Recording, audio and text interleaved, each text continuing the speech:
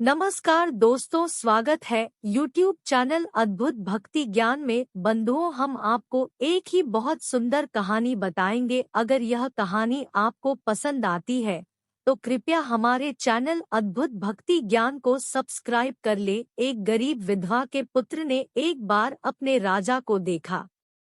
राजा को देखकर उसने अपनी माँ से पूछा, माँ, क्या कभी मैं राजा से बात कर पाऊंगा? माँ हंसी और चुप रह गई। पर वह लड़का तो निश्चय कर चुका था।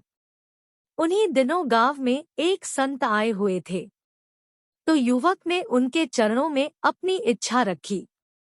संत ने कहा, अमुक स्थान पर राजा का महल बन रहा है, तुम वहां चले जाओ और मजदूरी करो, पर ध्यान रखना वेतन न लेना, अर्थात बदले में कुछ मांगना मत, निष्काम रहना। वह लड़का गया। वह मेहनत दोगुनी करता पर वेतन न लेता। एक दिन राजा निरीक्षण करने आया। उसने लड़के की लगन देखी। प्रबंधक से पूछा, यह लड़का कौन है जो इतनी तन्मयता से काम में लगा है? इसे आज अधिक मजदूरी देना।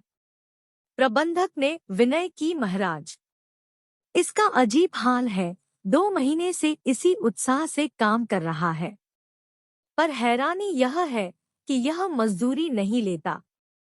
कहता है मेरे घर का काम है। घर के काम की क्या मजदूरी लेनी?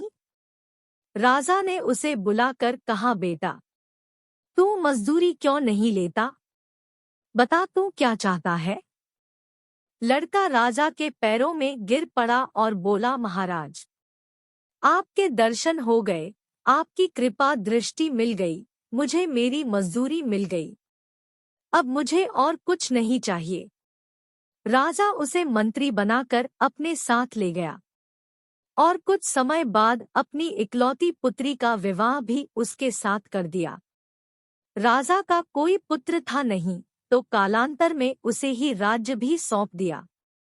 भगवान ही राजा है। हम सभी भगवान के मजदूर हैं। भगवान का भजन करना ही मजदूरी करना है।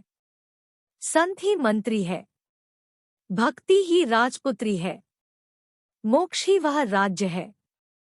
हम भगवान के भजन के बदले में कुछ भी न मांगे तो वे भगवान स्वयं दर्शन देकर पहले संत बना देते हैं और अपनी भक्ति प्रदान कर कालांतर में मोक्ष ही दे देते हैं। वह लड़का सकाम कर्म करता तो मजदूरी ही पाता, निष्काम कर्म किया तो राजा बन बैठा। यही सकाम और निष्काम कर्म के फल में भेद है। तुलसी विलंब न कीजिए, निश्चित भजिए राम। जगत मजूरी देत है। जय माता दी। जय श्री राम।